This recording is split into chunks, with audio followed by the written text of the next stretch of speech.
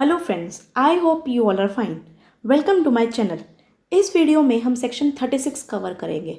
So let's start. Video start करने से पहले प्लीज़ वीडियो को लाइक करना और चैनल को सब्सक्राइब करना। अब हम सेक्शन 36 पढ़ते हैं। Section 36 is rules as to delivery. Sub section 1 क्या कहता है? Whether it is for the buyer to take possession of the goods और for the seller to send them to the buyer is a question depending in each case on the contract expressed or implied between the parties. Apart from any such contract, goods sold are to be delivered at the place at which they are at the time of the sale. And goods agreed to be sold are to be delivered at the place at which they are at the time of the agreement to sell. Or if not, then in existence at the place at which they are manufactured or produced. तो यहाँ क्या बोल रहा है, इसको हम easily समझते हैं।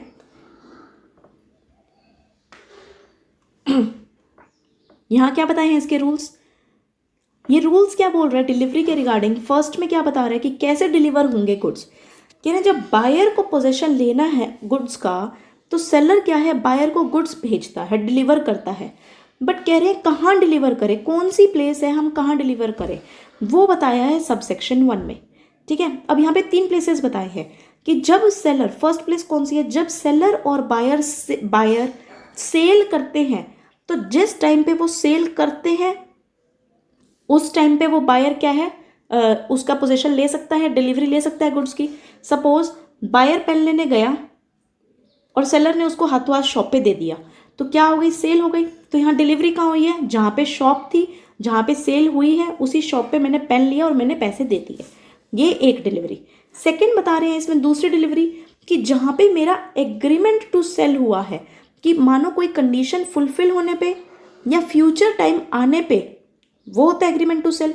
ठीक है, तो जहाँ पे मैंने एग्रीमेंट टू सेल किया, सपोज उन्होंने दिल्ली में एग्रीमेंट टू सेल किया था कि मेरे को 2 महीनों के अंदर क्या ये वाले गुड्स लाकर दे दियो, बट ये बाद में जाकर शिफ्ट हो गए या कुछ भी लगा लो। ठीक है, ये लोग सपोज हरियाणा चले गए। ठीक है, हरियाणा चले गए। अब क्या है, at the time of agreement to sell इन्होंने एग्रीमेंट कहाँ किया था, दिल्ली में।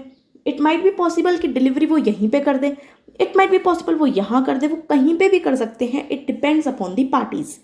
या at the place of manufacture, कि अगर वो फ्यूचर गुड्स हैं तो जहाँ पे गुड्स मैन्युफैक्चर हो रहे हैं, प्रोड्यूस हो रहे हैं, उस जगह पे भी मैं डिलीवरी कर सकती हूँ। ठीक है, अब सेकंड क्या बोल रहा है, second subsection, where under the contract of sale the seller is bound to send the goods to the buyer but no time for sending them is fixed. Seller is bound to send them within a reasonable time. जहाँ पे अगर कोई भी time fix नहीं है, तो वो reasonable time में क्या है, सेलर बायर को गुड्स भेजता है। And what is reasonable time, that is defined under section 63 and that is the question of fact, जो क्या है, केस टू केस डिपेंड करता है। ठीक है, थर्ड क्या बोल रहे हैं, where the goods at the time of sale are in the possession of a third person there is no delivery by seller to buyer unless and until such third person acknowledge to the buyer that he hold the goods on his behalf। क्या बोल रहा है, देखो, कह रहे हैं अब यहाँ डिलीवरी कब होगी। सपोज सेलर है और कोई थर्ड पर्सन है। सेलर ने क्या है, थर्ड पर्सन को दे रखे थे वो गुड्स, बट अब सेलर क्या है, वो गुड्स बायर को दे रहा है। वो गुड्स हम कब डिलीवर मानेंगे, हो सकता है कि इसका फ्रेंड हो, इसने यूज़ करने के लिए दे दिया हो सेलर ने थर्ड पर्सन को। अब डिलीवरी, अब बायर की हम डिलीवरी कब मानेंगे, जब थर्ड पर्सन बायर को एक्नॉलेज कर दे, बायर को बता दे कि भाई मैंने क्या है, ऐसे गुड्स लिए थे, अब मैंने तेरे बिहाफ पे उसको होल्ड कर रखा है। ठीक है, तो हम मान लेंगे कि वो गुड्स क्या है, बी को डिलीवर हो चुके हैं, दैट इज बायर को। ठीक है, प्रोवाइजो क्या कह रहा है, provided that nothing in this section shall affect the operation of the issue और transfer of any document of title to the goods. कह रहे हैं कोई डिस्प्यूट नहीं होना चाहिए रिगार्डिंग डॉक्यूमेंट ऑफ टाइटल, क्योंकि वो तो ऑब्वियसली जो थर्ड पर्सन ने लिया है वो तो बायर को एक्नॉलेज जब करता है, उसको बायर को डॉक्यूमेंट्स तो देगा ही।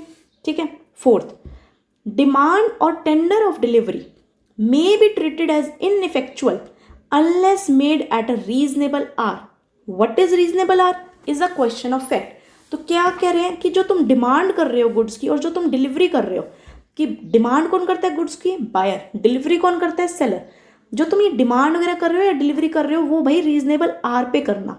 अब रीजनेबल आर क्या है, वो भी क्वेश्चन ऑफ फैक्ट है। सेक्शन 63 में सिर्फ रीजनेबल टाइम का बता रखा है, ठीक है, बट रीजनेबल आर भी क्वेश्चन ऑफ फैक्ट है।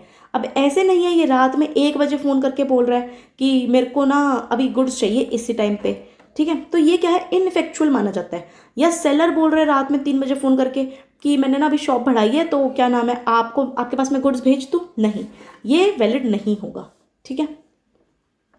फिफ्थ क्या बोल रहा है, unless otherwise agreed the expenses of and incidental to putting the goods into a deliverable state shall be borne by the seller।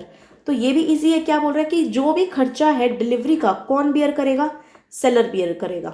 जो भी डिलीवरी में उसको गुड्स रखने हैं, कोई इंसिडेंटल खर्चा है, छोटा मोटा साइड का कुछ भी जो खर्चा है वो कौन बियर करेगा, वो सेलर बियर करेगा, ठीक है।